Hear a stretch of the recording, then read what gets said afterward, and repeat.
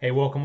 Jake Williams from Rendition InfoSec here. Wanted to do a quick follow-up this morning on certainly on a story that is near and dear to my heart here as a resident of Georgia, involving what is a pretty critical, it turns out, election server.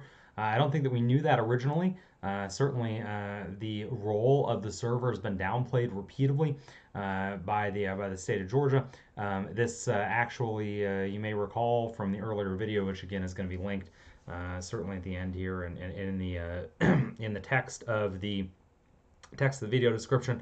But we discussed how the access to this server in Georgia really led to the creation of SB 315, which passed both houses here in the legislature in Georgia, only to be vetoed on one of the last possible days to do so by the governor here in Georgia, Nathan Deal. Former governor now, Nathan Deal. Anyway, wanted to actually walk through, previously didn't have a copy of this document. I should have gone out and downloaded it from Pacer.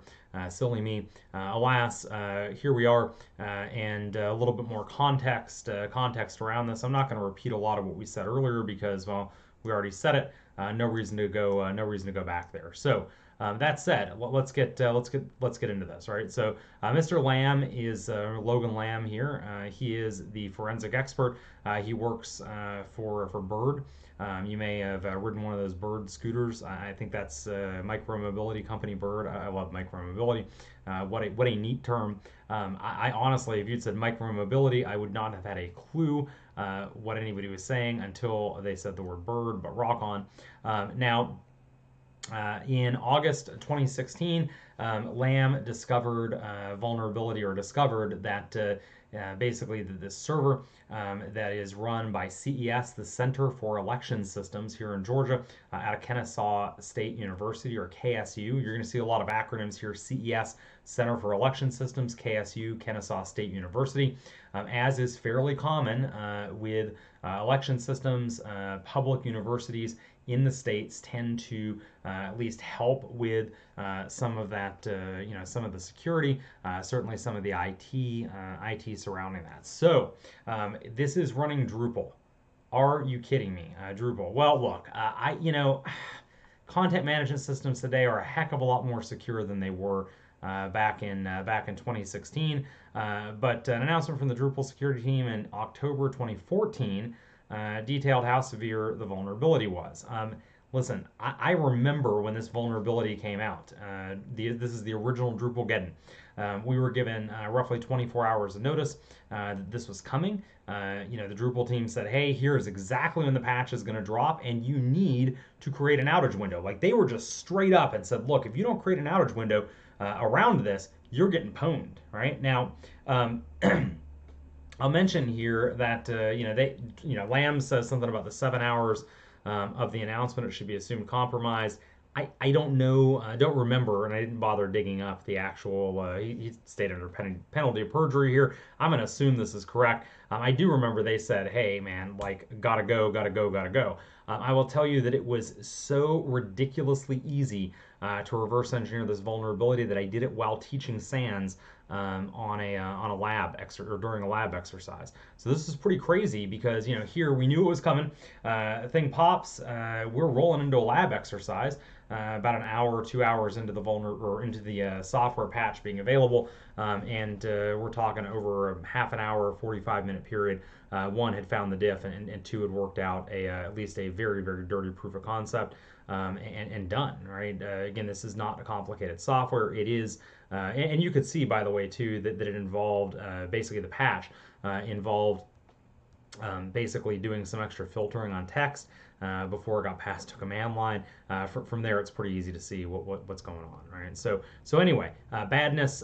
Ultimately, forget 7 hours. We're talking on the order of years, right? Because here, October of 2014 to August of 2016, still not fixed, right? So okay. Now, despite the warnings, KSU continued running the vulnerable version of Drupal, and it says until August 2016. But that's not really the whole story, right?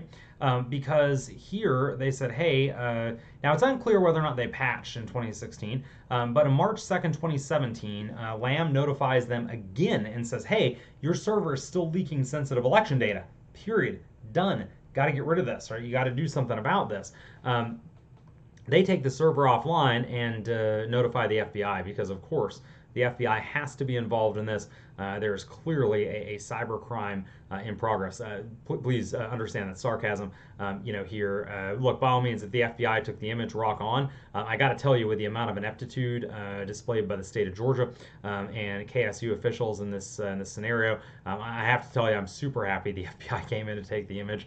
I'm not sure that I trust the image taken from taken by the state here, or I'd expect some other calamity to occur there. That said, basically here, the critical date to bear in mind here is March 2nd, 2017, right? So that's when the server gets taken offline, and ultimately here, they were notified again. KSU was notified again in March that basically the server was still leaking exposed or voter data, right? So the FBI provides the image here in December 2019. That's why you're just now hearing about this. This just got filed in January in the federal court in Atlanta.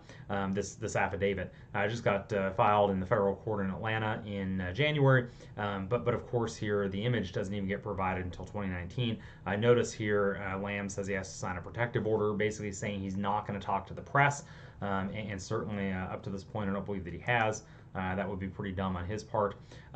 Lamb notes here that he begins conducting a forensic audit, and this is important because he steps through and a couple of high-level findings. First off, there's evidence that the server was compromised in December 2014. Obviously, this is not ideal. Let's walk through this.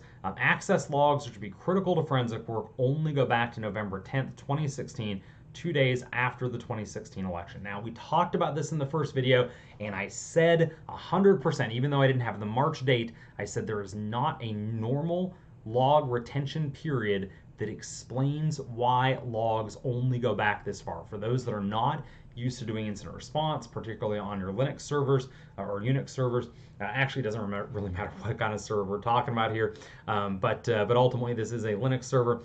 If you are not familiar with your log retentions, you should know that they are 30, 60, 90 days, sometimes 6 months, sometimes a year. Those are pretty rare, right, without forwarding to a third-party server. By the way, there is no mention in Lamb's affidavit that these logs are being forwarded to a third-party server. So want to note it's a third-party, meaning like picture a SEM or a syslog server, SEM being a Security Information Event Manager, SIEM server.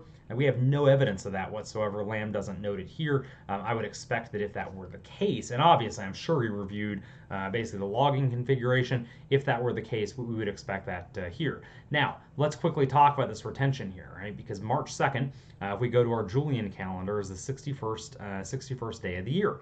If we go back to November 10th, 2016, that is the 315th day of the year, right?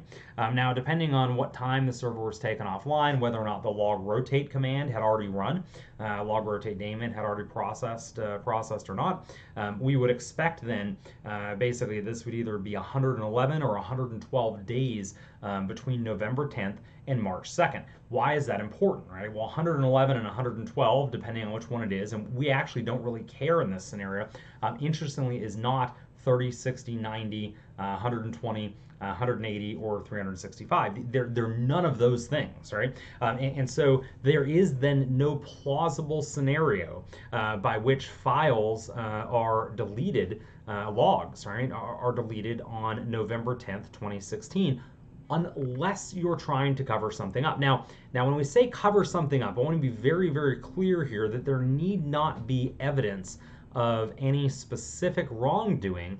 It may simply be the case, and we have seen this in forensic and incident response work time and time again, where people simply assume that there might be something bad, and they go ahead and delete it as a result. Also worth mentioning here that Kennesaw, being a state university, I am certain uses a lot of graduate student and even undergrad student labor for that matter. And if they're like any other university that I've worked with in the past, and so it's possible that any number of folks that had root level access to that server could have gone in and deleted that data, worrying that there might be some evidence of wrongdoing. It need not be necessarily that they are part of a a conspiracy here, right? I don't want to get down that road, right? But let's at least consider the fact that, again, there is now no explanation for this, right? It's not a nice round number, 111, 112. I mean, that's just not something we see. We work at Rendition a ton of these types of investigations, with compromised web servers, and I have never gone into an access log and it's been like access log and then it cuts off at 111 or 112. It just doesn't happen, right? So this doesn't make any sense to me. And again, certainly squares. I'm going to fall into the Lamb camp here. Lamb being the guy who wrote this assessment, and just say, he says later in the document, I can think of no reason why these basically why the logs would have been truncated to this specific date. The only thing you could do to make this any worse, honestly, would be deleting specific logs and leaving others there. Right? This is so like wow. I just wow, right? And then election-related files. We talked about this earlier, but there's some more context here. We're deleted on March 2nd prior to taking the server offline. And so, again, it looks here like somebody did some cleanup work. It's not just limited to removing those access logs. We also have election-related files that have been deleted as well. None of this looks good if you are trying to show due diligence that you have done nothing wrong and have, of course, made sure that you've preserved all of the evidence, right? Okay, so ShellShock, are you kidding me, right? So it turns out ShellShock, this was like the greatest hit of 2014. Well, with the possible exception of Heartbleed. And I'll tell you, I mean, when it comes down to which one's the bigger deal, Heartbleed or ShellShock, it's not even a question. In fact, if you have to ask the question, wow. It's without a doubt ShellShock, right? The Heartbleed was an information disclosure vulnerability. It certainly was damaging. Don't get me wrong. Hugely damaging. ShellShock is a whole different level of crazy because it's instant code execution, right? And very often code execution running in a privileged context, right? So when you gain code execution with ShellShock, for those who don't remember, ShellShock is a vulnerability that allows, basically it's a vulnerability in Bash and the way that Bash handles functions declared in an environment variable, and it allows you direct code execution, which is, I don't want to say like magic, but it's freaking magic, right? And so as we look here, we see that the attack exploits a bug in that server software. The server software is Bash, right? And again, Lamb is not making anything up here. He says it's so widespread, easy to exploit, potentially devastating, that it receives significant media attention and dire warnings from the Department of Homeland Security. Now look, let me go ahead and give you like the go-to. I know a vulnerability has gotten huge when my mom calls and asks about a vulnerability. My mom is an executive that works, well, at the time at least was an executive, I guess technically still is, working in the healthcare field, and wow. Listen, vulnerabilities are not her thing. And so when there's a computer vulnerability that my mom knows the name of or knows that it's percolating up, it is burst out of the InfoSec bubble, and we are all over it, right? And so mom called about ShellShock, and when we actually have a term at Rendition, the Jake's mom threshold, and we actually use this to measure. Go ahead and think I'm joking. I'm absolutely not. We use this to measure when a vulnerability's gotten humongously large, is because mom calls about it, right? And says, hey, should I be worried about this? She called about ShellShock, right? And so, wow. Okay. Let's step through here, right? So it turns out a new user named ShellShock was created on the server on December 2nd, 2014, right? Wow. Okay, cool. ShellShock user gets created, and he's created a timeline of activity here, and basically he sees modified using the webmin console. Then we see the ShellShock user created using the webmin console. Now listen, for this to happen, the webmin console has to be running as root. Right, so I want to be very clear about this. Root or privileged entity that can immediately gain root. In this particular case, it's got to be root. And we see here the bash history was last modified. Now, I think it's worth noting here that bash history is not a universal log of commands. And depending on how commands are run, they may not ultimately be written to the bash history file. Bash history is also a plain text ASCII file, which makes it trivial to edit. Again, lots of intricacies here with bash history analysis. That might actually make a good topic for a future future discussion. In any case, basically here we see then that there is a ShellShock file that gets deleted, and then the attacker patches. This is presumably, by the way, either downloading a payload or was the original payload. Ultimately here you see bash that gets patched up to a later version, again Debian here, so you have an idea not only that it is a Linux server, but also a Debian build of Linux, whether that's Ubuntu, Debian itself, or some other. I suspect it's probably Debian specifically. That said, here then they show the ShellShock user being disabled via the webmin console. The whole attack we're looking at here takes almost an hour. Now what does this tell us as forensic practitioners? One, it is probable, based on this timeline, that the attack was manual rather than fully automated, right? And the reason I say this is that our fully automated attacks typically run quite a bit faster, and we see these. We don't see this time of again almost an hour, 55 minutes here and done, right? Now. They have a single command in the bash history, and that single command basically is a logout. Now, you can get the logout out of a bash history. This also speaks kind of to the level of of the attacker. This doesn't look like a super sophisticated attack because they left the ShellShock user there and left a logout in the bash history.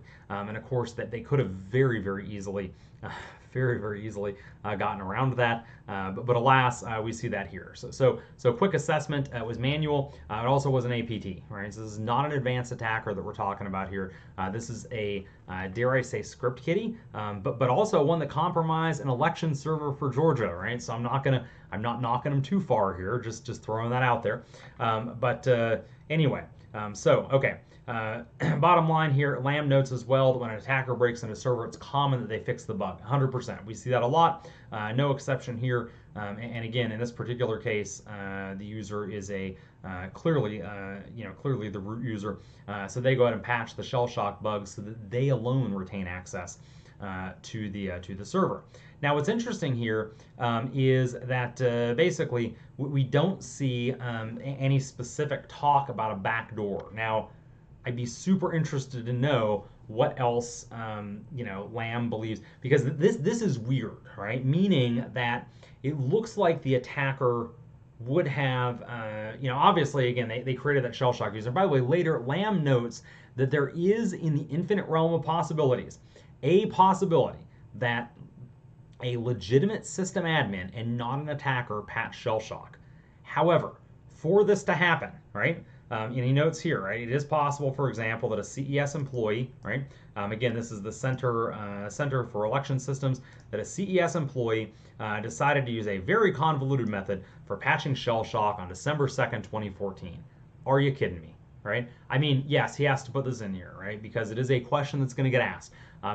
Do I assess that that is even close to probable? And the answer is not a chance, right? I mean, yes, we've seen some crazy things doing incident response over the years. I mean, you name it, right? We've seen some crazy stuff that looks a lot like hacks that end up being system admins. This doesn't even pass the sniff test, right? There's no reason that a system admin would exploit the webmin console to gain access and then patch the vulnerability through that using a ShellShock account, which they subsequently forget to delete, right? By the way, too, notice the name of the file here, ShellShock with a 0 rather than an O. That is what some in the industry refer to as leet speak, right? Where you will, or hacker type, or usually leet speak is the go-to. But this is where you replace some letters with numbers instead, and that's what we see here. And again, this just doesn't look like regular admin kind of stuff. I'm not buying that it was an admin. Again, in the infinite realm of possibilities, maybe, but they're going to have to go find. I mean, literally, the defendants at this point need to go find that admin if they're going to claim that's the case, and then explain why that was the go-to patching method. And I don't think they can do that, right?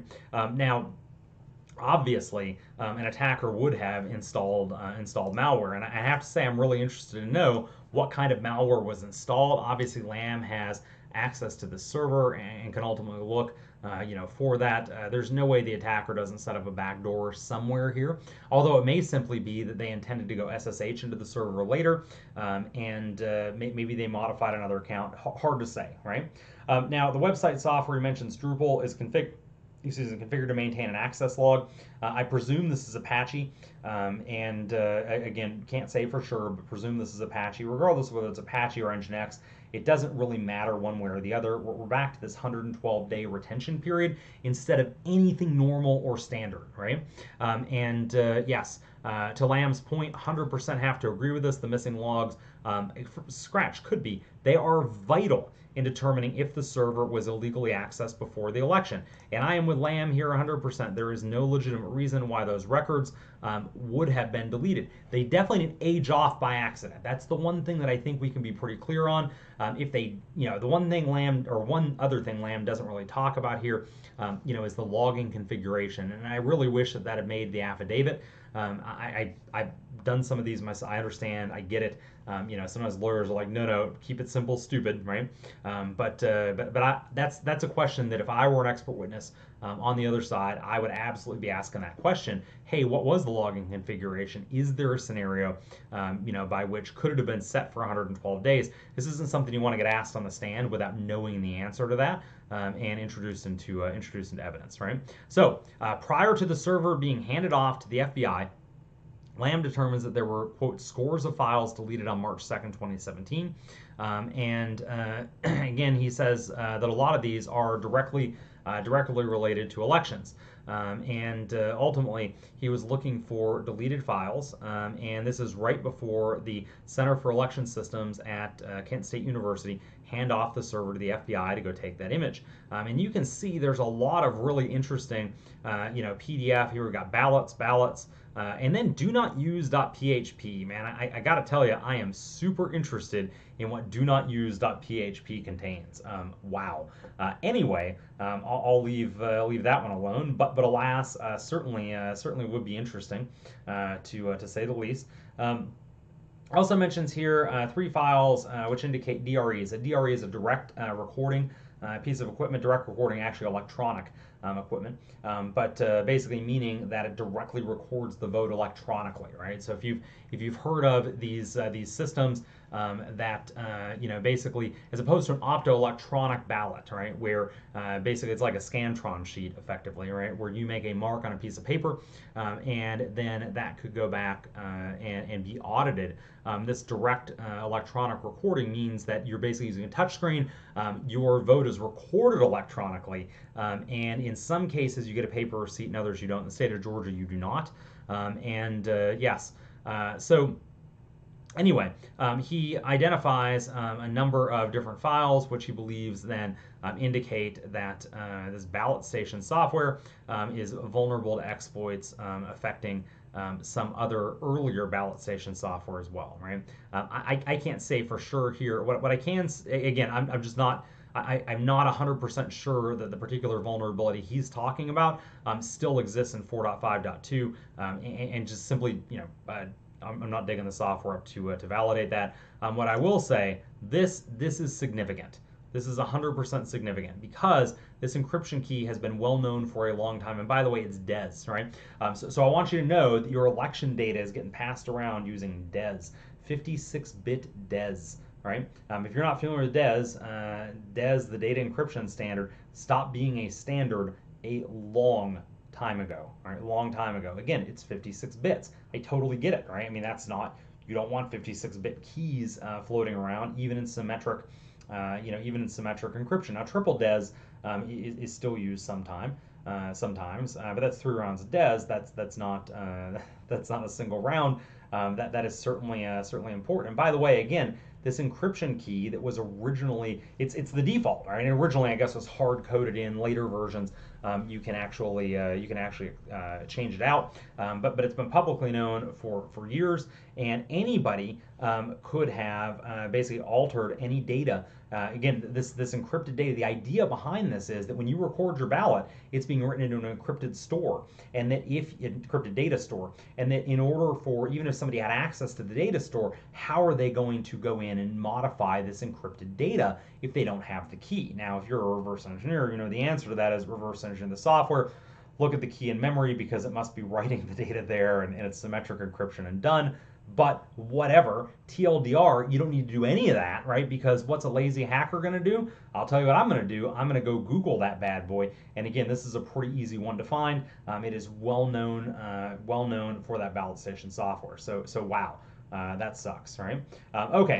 So anyway, and by the way, the reason he says 4.3.15 and 4.5.2, which is what he sees there, the reason he says that these two are very likely the same is at the same time that 4.3.15 vulnerability was published, so was this key, right? And he says, hey, look, the fact that this key is here, right, would seemingly indicate that whatever the vulnerability is, I say whatever that the vulnerability that he's referencing, allowing for no code execution in this ballot station software, is likely still there. Typically, we see a whole range of vulnerable versions of software when you see this type of vulnerability.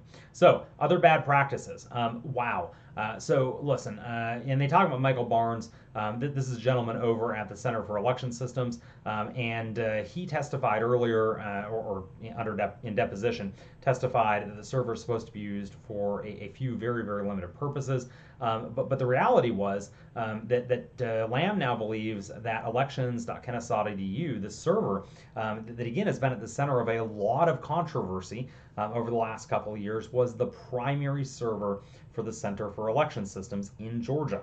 Right? And he says, look, this includes the copies of ballot station to be installed on DREs. Now, listen, the importance of this cannot be understated. This specifically here, right? If Lamb is correct, right? If Lamb is correct about this, then what you have is an attacker who compromised the server using ShellShock in 2014. Then we roll up to the 2016 elections, right?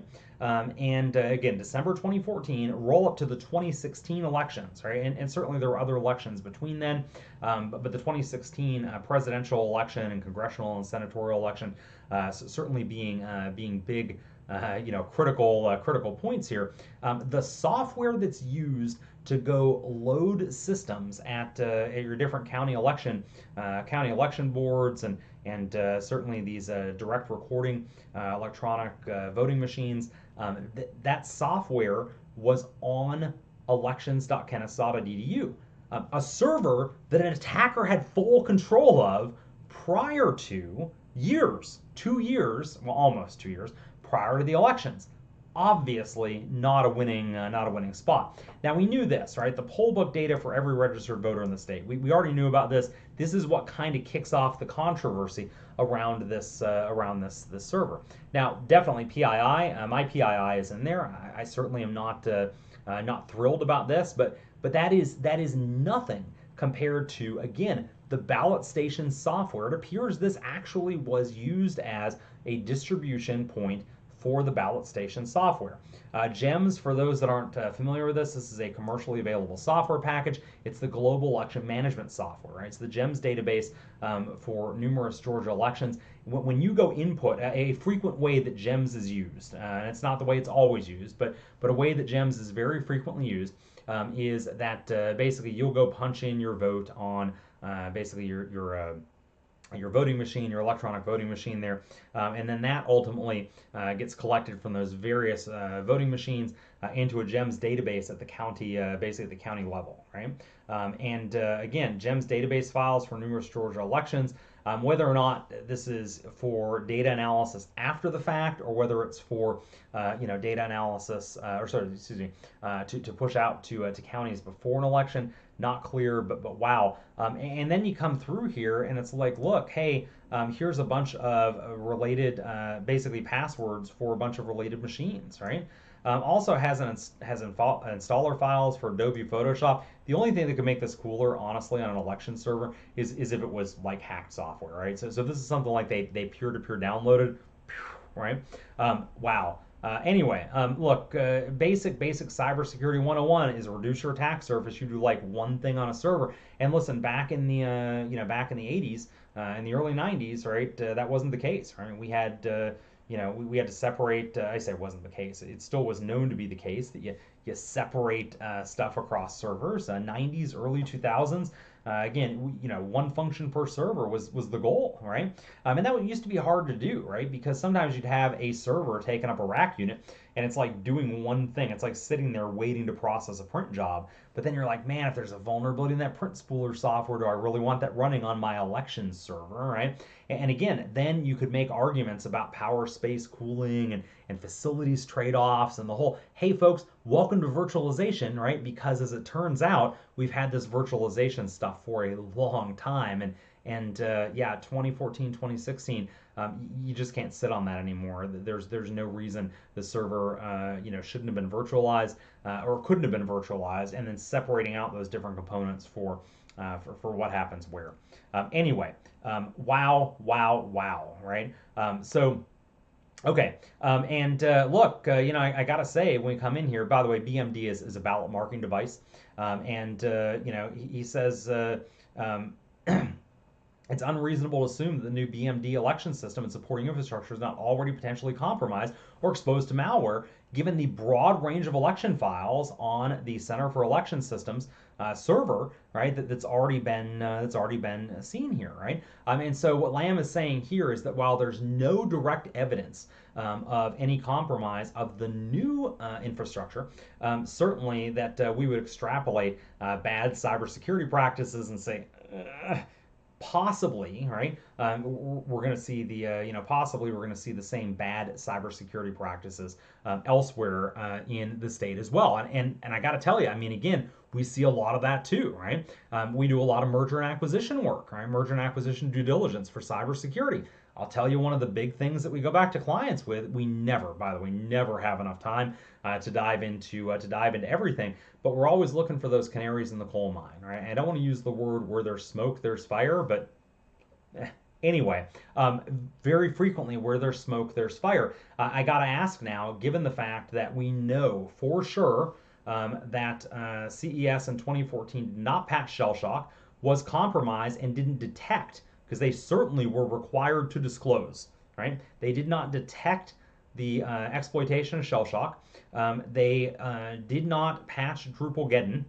Drupal-geddon. I mean, when a vulnerability has a name that ends in geddon, patch it, right? So they didn't patch that. And then after the election, right, in March of 2017, they're notified the server is still leaking election data. So you got 4 big data points here beyond the vulnerable ballot station software, the GEMS databases, the I'm running out of even things to tap here. You've got all this horrendously bad cybersecurity rolling from just from this affidavit alone, running from at least, we're looking at December 2014, right, through at least March of 2017, right? And that's just on this server alone. And it's also very clear that Lamb, is very clear, it does not appear that Lamb has completed a full forensic investigation of the server, because honestly, it's probably not relevant in, or not 100% necessary for this, for this affidavit. So as I kind of step back here and look, now I got to ask, what do you think the odds are that suddenly in March of 2017, that suddenly folks are like, oh, we get it now. Let's be secure. Let's suddenly just be secure and we'll do it all right. And even if they said, let's be secure, clearly there's an experience factor here, or a lack thereof, right? And again, I got to remind you, I don't have any insight into CES, don't have any direct insight into KSU, but I'll go ahead and say that in general, at these election centers, at the state levels, because I have experience with a couple of others, at these election centers at the state level, they typically are being, at least a lot of the system admin work is being done by undergrads and other college students, right? And so again, graduate students in some cases too. Not that that really changes anything. We're talking about folks that have no actual practical cybersecurity experience, and again, also worth mentioning here that again the logs are not being forwarded to a SIEM. I'm confident that if the logs are being forwarded to a SIEM, that would be noted here, or a syslog server or any other server, that would be noted here. You got deletion of files, etc. Again, I just don't see, I see 2 things. One, I think that folks inside of KSU, inside of the Center for Election Systems, sought to destroy data on the server. I think that that's the case. If it's not, someone else did. And if it's not somebody from KSU, You've got a couple of other options. You've got the FBI. Nope, that didn't happen. There's no plausible reason why that would occur, because they did hand the server off to the FBI, to be fair, and Lamb is looking at an image from the FBI's, obviously the FBI's possession. But again, that just didn't happen. That we're not playing that game. Okay, so then what is it? If it's not KSU, is it an attacker sitting resident on the server? I mean, I'd rather have it be KSU, to be honest, right? The Kent State University folks. But hey, game on. Bottom line, big deal here, right? So look, if you are a if you are a resident of the state of Georgia, this should very much concern you. If you're not a resident of the state of Georgia, let's walk away with a couple action items here. And actually, forget it, whether you are or not a resident of the state of Georgia. I want to talk very quickly about, listen, if you get notified about a vulnerability, do not simply kind of sweep that under the rug there. If you delete evidence or fail to preserve evidence at the point you've been noted about a vulnerability, and especially if the notification says something like, oh yeah, and it said you would have been hacked within 7 hours and it's been months, game on, don't delete data. In fact, not only don't delete data, preserve data, because a lawsuit is likely coming. And if you're not familiar with spoliation, talk to your legal counsel, because they will tell you how horrible it is to get spoliation involved in a case, right? It's just a bad spot for you to be in, right? So obviously patch your stuff, but if you don't get to it first, then make sure, if you're notified of a vulnerability, basically retain data. And listen, if you don't know what to do, certainly there are folks out there that can help you. We do a lot of incident response retainers, and we really help people get prepared for this before something, so we can eliminate the coulda, woulda, shouldas, right?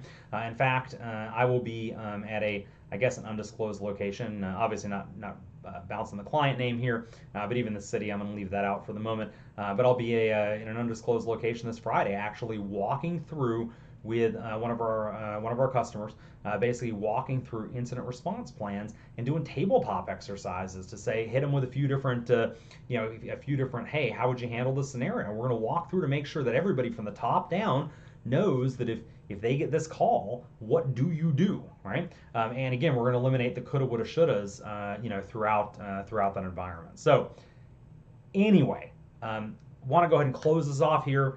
Thanks so much for tuning in.